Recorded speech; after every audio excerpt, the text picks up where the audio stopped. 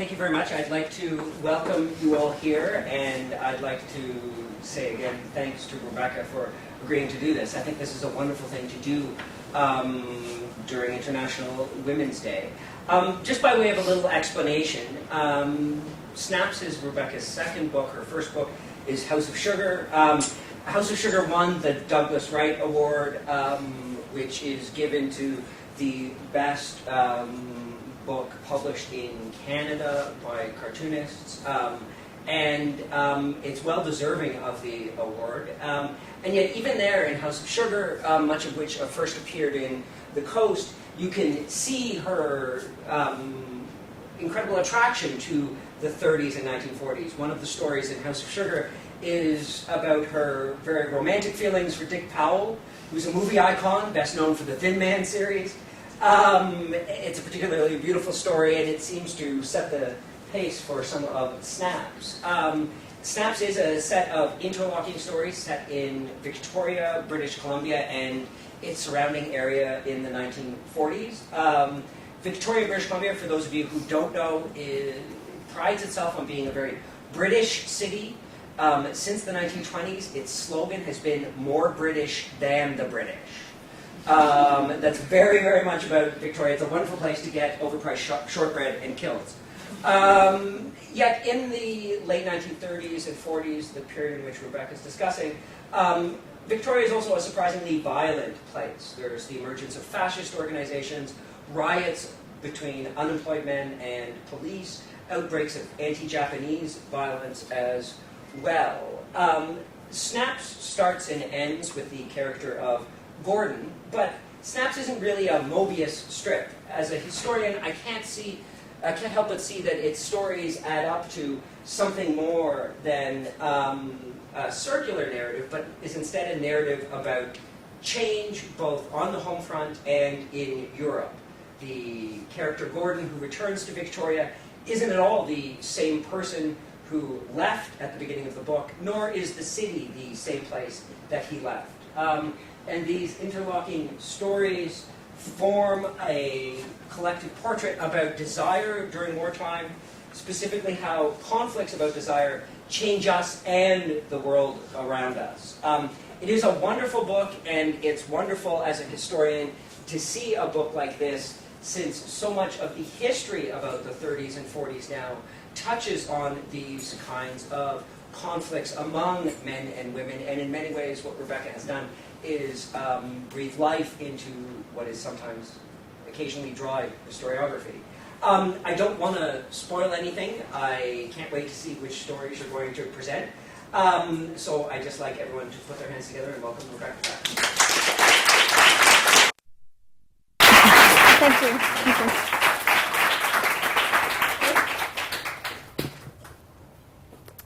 Hi, thanks for coming, everybody. This is my book I just finished last year, so I'm going to mostly talk about Snaps. And I'm going to talk mostly about my inspiration for it. But I'll just give you a little background. Whoops. That was my last book I did. It was a compilation mainly of weekly comics that ran in the Coast. And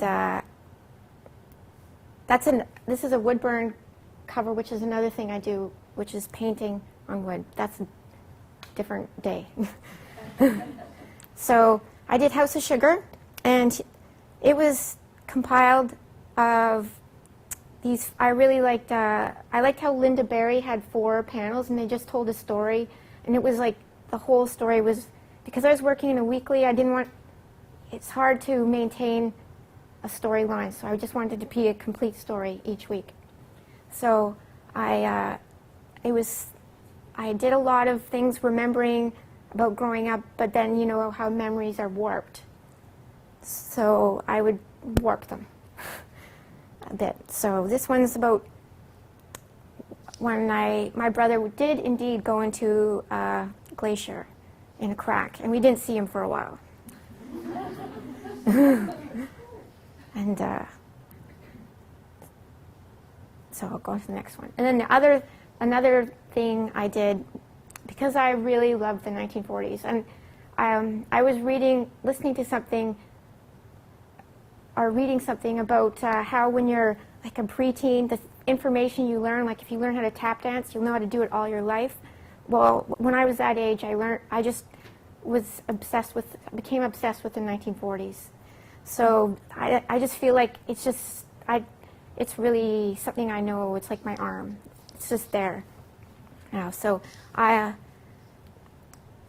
did lots of 1940s things in the comic strip as well. And but then I started to get tired of doing a weekly. And I ended it, but I was like, I really feel like I want to do something that's more all about the 1940s. But I didn't know what it was, so I had to think about it. And I had found this photo album like 10 years previous at a flea market. And it's very worn now, but it was perfect shape when I got it. And it was $20. And these are some of the layouts of the pictures. They're very carefully laid out and well, like nicely arranged on all the pages. And I'd look at them with a magnifying glass. I know they're in British Columbia, the pictures, because of license plates, and they're like in the lower mainland, Vancouver, or on Vancouver Island. So I'm not exactly sure where. And I don't recognize the buildings. So, and then this is another one. And then, really like this page a lot. And this woman right down here in the corner, she seems to be the main character in all the stories. But that's such a good page. And this next page is why I bought the album. I thought, oh, I've never seen a picture like that before. And so I was like, I gotta buy the album.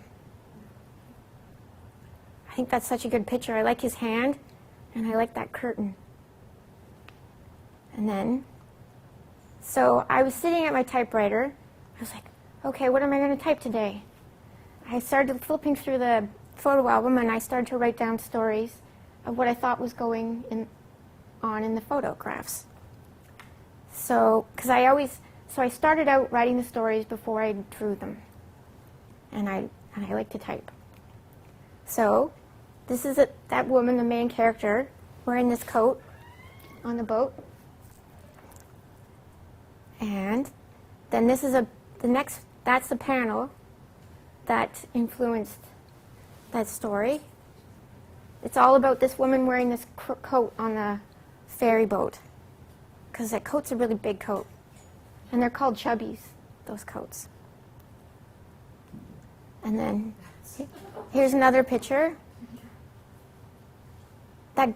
That whole setup is really neat, that lifeguard diving thing. So that's the picture that influenced. She sees this man on a diving board, and then she just goes forward in time and pictures what will happen in that story. And then this is another picture. All these people marching in the hills. Now, this must be somewhere like Northern Africa, or because there's no trees in this section. So, and then that influenced that picture. And then this one, I was looking at all these things on the dresser, the Scotty dog, the shell, and the Buddha figure, and then I wrote that. So that's a different way that the pictures influenced my drawings there. I'll let you read it on your own. And then there's that picture. That's such a good picture. And so that's the very first story in the book. It's about the guy named Gordon, and he's leaving his fiancée to go overseas. This is another thing that really inspires me, and it's oral history. When I was a teenager, I read Stud's Circle, but then I found out there was a Canadian guy, Barry Broadfoot, and so I read all his. But then I found my grandparents because they grew up on the prairies. They lived on the prairies, and then most of them lived on the prairies. I don't know if they do it so much on the East Coast, but the families compile all these books and stories about all the people who you came and lived, and sometimes they're just like one sentence, but it's the best things to read, and I'm going to read you a few things. Because I think, here's one that it says, George McBride. In December 1926, George asked two neighbors to help him butcher the next day. When they arrived, they found his body in a granary. Burial was in Riverside Cemetery. The farm was later abandoned and considered haunted. One fellow saw the phantom, and when joshed about the incident, he replied, "Well, if you had been born on a Sunday as I was, you'd see things like that too."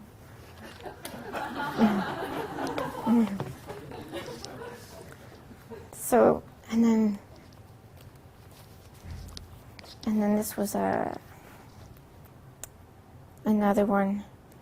He came here to homestead by himself in 1918. Was a nice man. When he went to pick up his mail, he picked up others and delivered it on his way home. And then he left after 2 years. So stuff like that, I was like, wow, does somebody bother to write down about somebody that nobody really knew anything about? I thought that was so amazing. And just, your mind can fill in all the other parts of the story. So that's stuff like that. And I'd like to read another one. I can remember in 1924, the Arcan farm was hailed out 100%. No money for gifts that year. Dad went back of the woods shed and fired the 2-barrel shotgun twice. He came in and told us kids Santa Claus just committed suicide. So that was Christmas on the old Dust Bowl farm.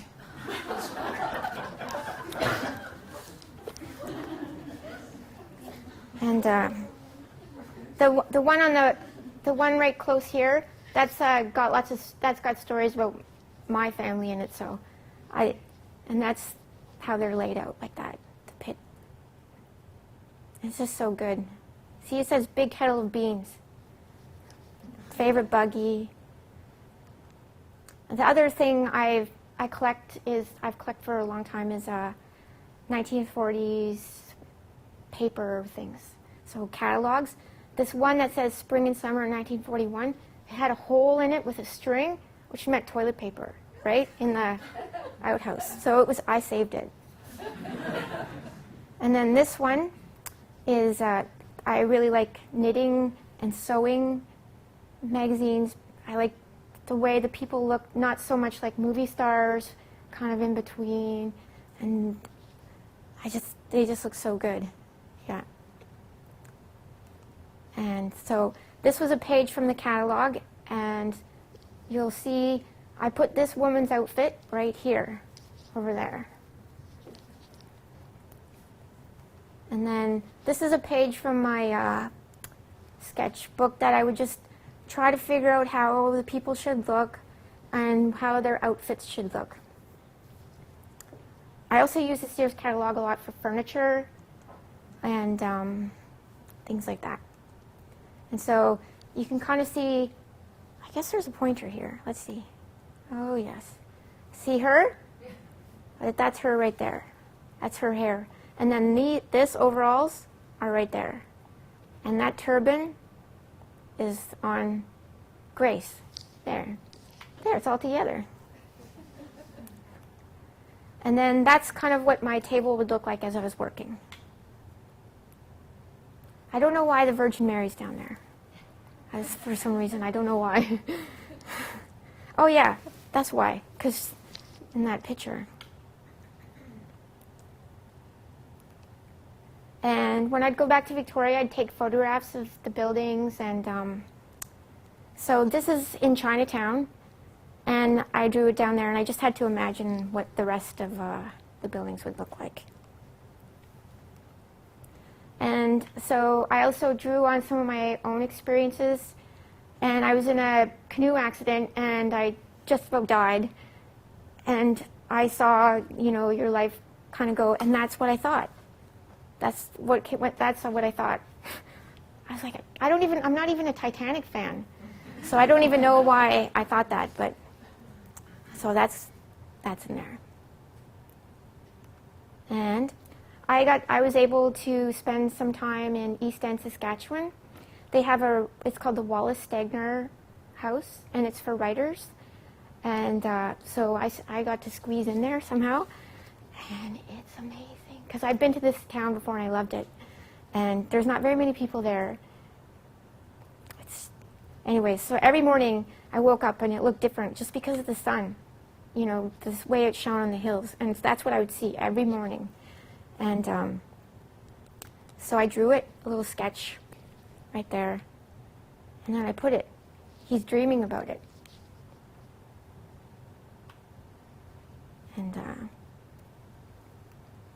And this is Todd Inlet. It's in Victoria, right near where I grew up. We lived in Brentwood Bay, so it's not really in Victoria. It's outside, and it's right near the world-famous Butchart Gardens.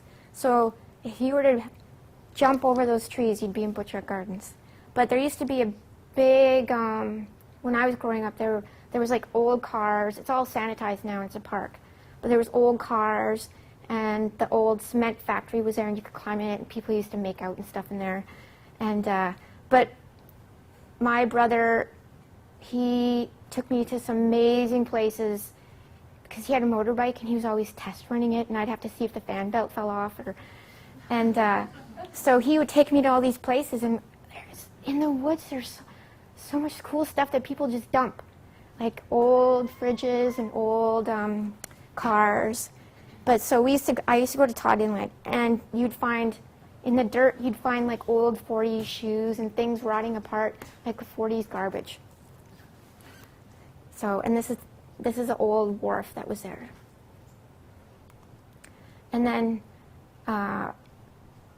this picture, I had it, when I was making my book, I had cut this out from the newspaper. It was black and white, so I didn't see it in color until I went to do this. But so I really like this painting. It's called White Canoe by Peter Doig, and so I really like that painting.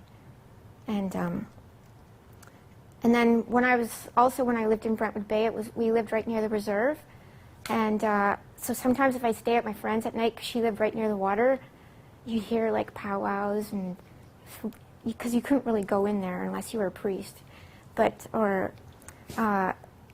so you would hear that, or you'd wake up in the morning and you'd see these canoes going by. And so that kind of reminded me of that other canoe. And so that's why I made that canoe kind of look like that.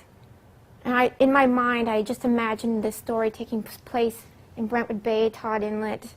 This is a story about finding a stranger coming on shore and just you don't ask them any questions, just like include them into your community. So that was that story. And I really like the woods. And so these are some cedar trees were near on my parents' property. And I really like Emily Carr. And you know, growing up, I always like, oh, Emily Carr. But then one time I went to see one of her shows, and it was like for kids or something. There was all these kids screaming and running around, and it was in a dark room, and it was like her paintings were lit up, and it was like you were in church. And I just started to cry. I was like, oh my God. And because they're really amazing paintings. So this one's called Blue Sky. That's hers, and that's another one of hers. So I like the way, I think that she really accurately portrays the West Coast woods. And so I was kind of influenced by growing up where I grew up in the woods, going on the motorbike rides and all that, and then Emily Carr. And so magic things happen in the woods. So this is a story about this guy going in time to see what his life will be like. And it's not, you know, it's not what you want to see, but in your future, but he just is still fine with that. And then that's another one. And this is, sometimes you'd be walking through the woods and you'd see all these stumps, and it'd just be really weird because there'd be nothing around. But I guess then my dad told me, like in the 1930s they did logging, stuff. I don't know how they got their cars in then, or trucks, but they're stumps. And then the other thing is just, I drew a lot of drawing, and so I was trying to figure out how to draw your soul for a panel, and I was like, oh gosh, I can't tell you how hard it was to draw that. But then I just changed it around because I thought, oh, maybe your soul's always moving. So I changed it around. And then, yeah, that's your soul. And that's, oops, the end. That's the end.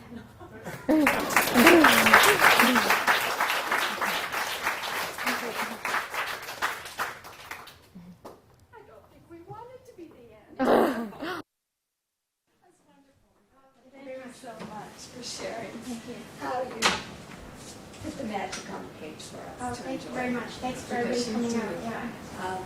Would you like to take a few questions? Sure, yeah. Is there anyone want to?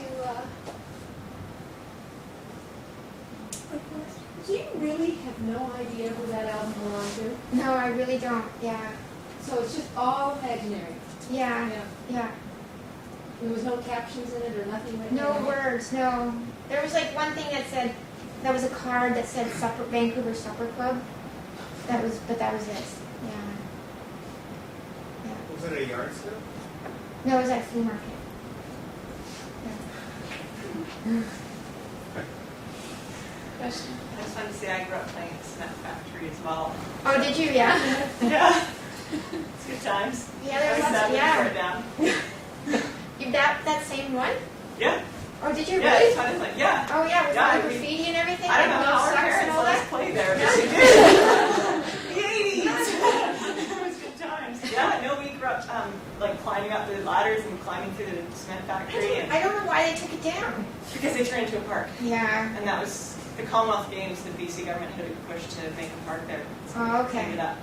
Well, I've since found out too that there was one of the first Sikh communities came there to work in 100 years ago, and there was a movie about that. So yeah. I ended up writing a historical article about Totterman for the local paper there, because there's the Sea Change Marine Conservation Society are trying to protect Thailand. Oh, really? And so I wrote this article for the newspaper about the history of that site. Because a lot of people don't realize how many Chinese people in the Sikh community that lived in that area. Yeah. Worked there. Yeah, you see all the, I don't know, did you ever see all the pottery? Oh, we used Yeah. to pick up little pieces of china and stuff when we were visiting. I And know, all of the yeah. glass wash pans were still there. Yes, now the junk site is all fenced off. You can't even crawl under. Yeah. You try. Many people tried to keep fixing the fence. Can you talk about your influence, William Faulkner's As I Lay Dying on snaps, please? I think, well, I think I liked that because when I read that when I was a teenager, and I was like, oh, I didn't know what was going on, and then I figured it out. And then, even though I didn't really know what was going on, I kind of liked that. It was like a puzzle put together, and each chapter was somebody else's different point of view. I don't really see that. I hadn't really seen that before. And I still don't really see that very much because that one was so great. So it helped you form the way that you presented. Yes, yeah. So you've hinted that the word comes first and then the image. Is Yes, that true? yeah. Who are some of your favorite writers? Well, you mean William Faulkner. I really like this writer called Silvina Ocampo. She's a South American writer. And I think there's only one book of hers in English, but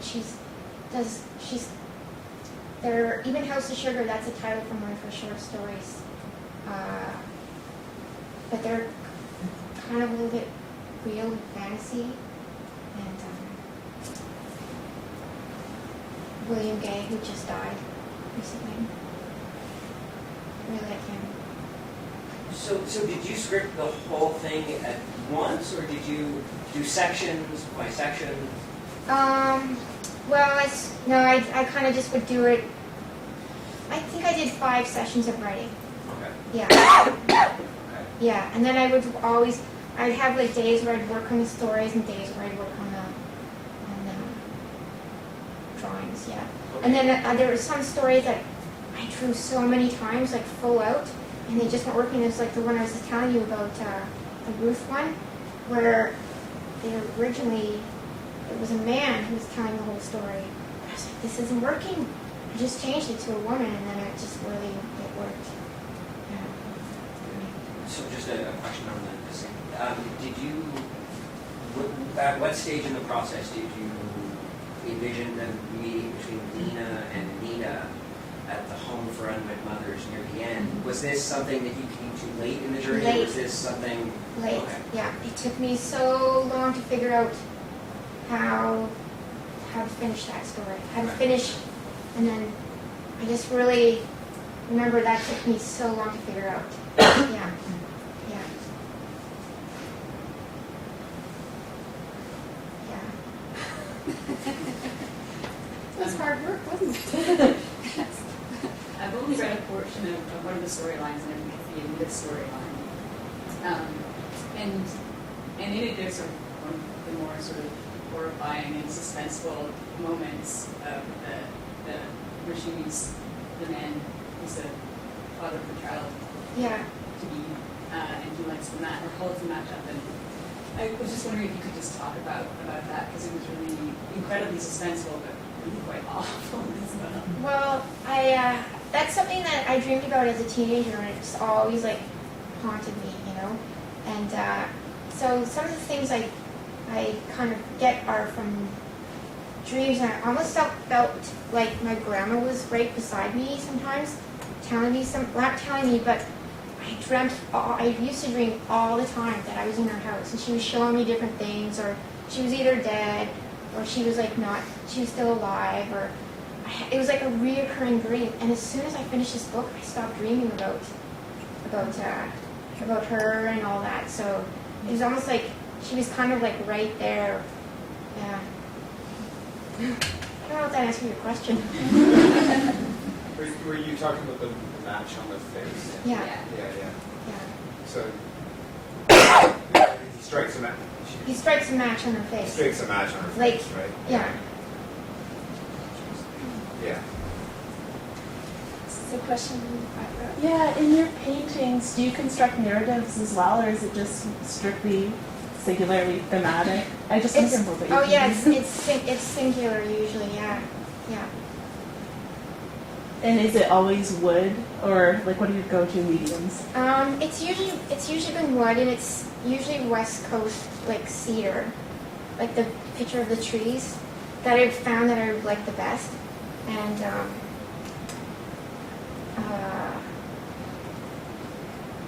sometimes when I'm doing a comic or writing, I'm like, oh, I want to be working on color. And then when I'm working in color with doing paintings, I'm like, oh, I want to work on comic and writing. So that's another thing I was going to say about Emily Carr that I really like about her, was she wasn't only just a painter, she also did comics, like cartoon drawings, and she wrote and did pottery, and that was something I really liked. I admire her about that.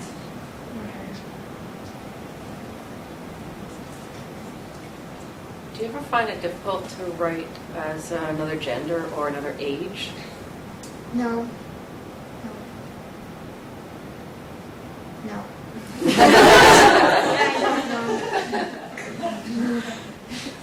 Question behind? Yeah, when you first do your writing and then you go to do the illustrations, do you come up with all the words, or do a lot of the words change? Because a lot of times you use words that are really not the kind that I might use every day. Like there's one that we showed about confetti, and it really explained it in a way that's like, wow, you can really get an image in your head. But do those words that we see, are they in your original typing? Yes, pretty much. A lot of the one thing that I find really interesting, because I always wanted to be a writer, but the one thing when you make a comic and you're doing all this writing, is you really have to edit a lot of stuff out, and that's where the drawings kind of take over, and they can do a lot of the talking. So I have to cut out lots of words. But it doesn't change. It's the words are pretty. Yeah, some things have to change flow for the narrative, I find, but I end up cutting out tons of words. Does that make sense? Yeah, I mean, I just wish that I sometimes could talk like some. It would be much more interesting if people actually talked like these characters. If I might jump in here, like you're the only person I've ever met who actually uses the word banana head to describe somebody. Like, if there's aspects of your dialogue that are the way that are words that you would use. Yeah, I know, like, so a lot of times people will say, oh, you're so phony. They'll tell me I'm phony, and I'm like, I don't know what you're talking about. But it's just because that's the way I talk, like, or it's not an act or anything like that. Like, once you meet me, or do you know what I'm saying? Well, I think.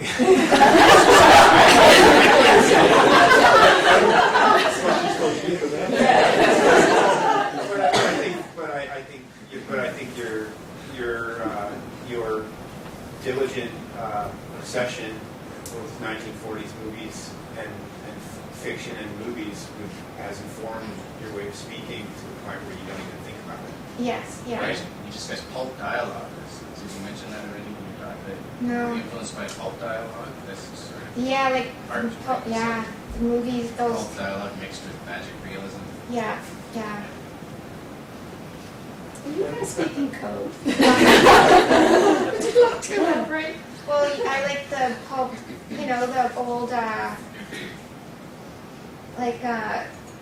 can't really, it was so long ago that I read so much of that, but all the 1930s, 40s, Dashiell Hammett and Jim Thompson and William Chandler, those kind of things, and then those old movies, like, especially Dick Powell. Yeah, those, they say, especially the ones, we were just talking about the channel, the Turner Classic Channel, and sometimes, well, see, when I grew up, I was sick for a couple of years, and so my dad had this satellite dish, and so I was like, and we had all these old movies coming in that they weren't big names, so the dialogue was even better. Like, it was just, like, churned out really quickly. And those were like vitamins making me feel better. Well, the stuff just on that banana head, there's he makes good apple pie, and then the response, sister, I do say. You say? Yeah. Sister, I do say. Like that, it did, yes. Yeah, yeah. Do you ever look at 1940s comics as an influence? I remember I used to have one that was written by Dashiell Hammett, and that was the only one I ever had. Yeah. But not too much. I like those Lynn Ward woodcuts, because it's like this was one your husband did the woodcut, but it's kind of similar to wood burning in a way, but different. It's very black and white and very, Yeah. very blocky. Yeah. So this is 1937 first edition of Vertigo by a major American woodcut book writer. This is claim to fame. He did 5 major books in addition to this one.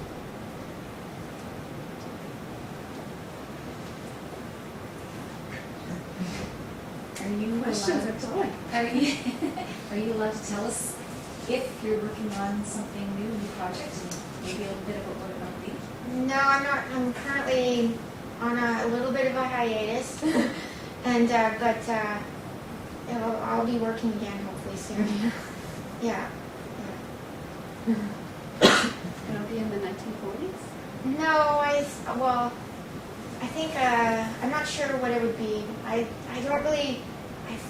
I feel like I always wanted to do something about my brother, but I'm not sure what that is yet. So that'll come about. If that might not even be about that, but yeah.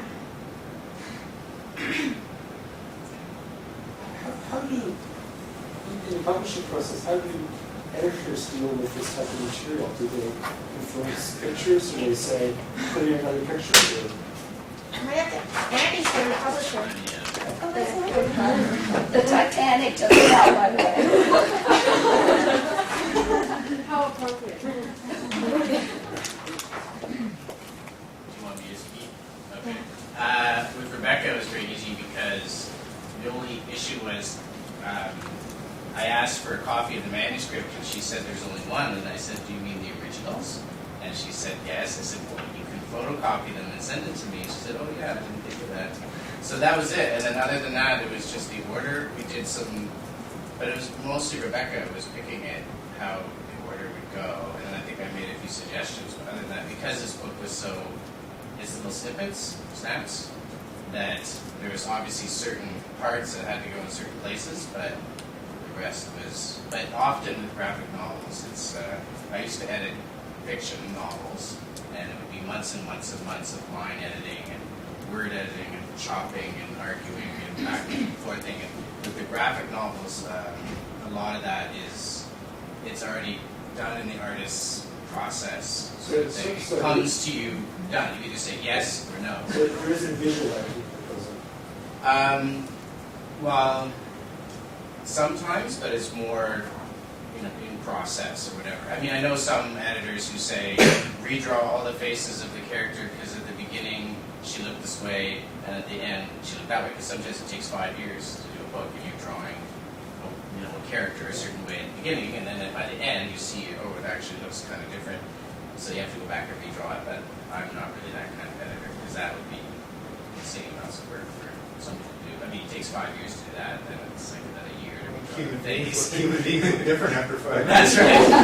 But when you read it, the problem is in the graphic novel, when you read it, it's so fast.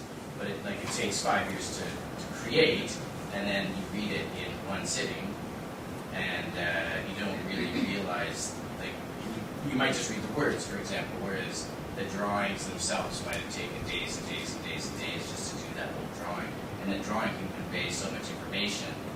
Like as Rebecca was saying, the drawings can do a lot. Like a lot of the words can come out and be replaced by a drawing. Sometimes if there's, captions that say, the man walked in wearing a blue coat, his shoelace was untied or something, you just cut that out because there's a picture of a man in a blue coat with shoelace untied, so you don't have to say that. So it works both ways. But Rebecca, of course, is a dreams work. How long did it take you, Greg? Long time. You said it was 5 years, yeah. 5 years. That's insane. It's a beautiful book. Well, thank you very much. The 5 years shows. I'm not fast. Any more questions? How are you doing? Any more burning questions? If not, it's my great pleasure to thank you, Rebecca, on behalf of everyone. It's very wonderful for you to share with us how you put your vision in print. Thank you. This is magic, and thank you very, very much. Oh, it was my Appreciate you pleasure. coming It was here. my pleasure. Yeah. Thank you.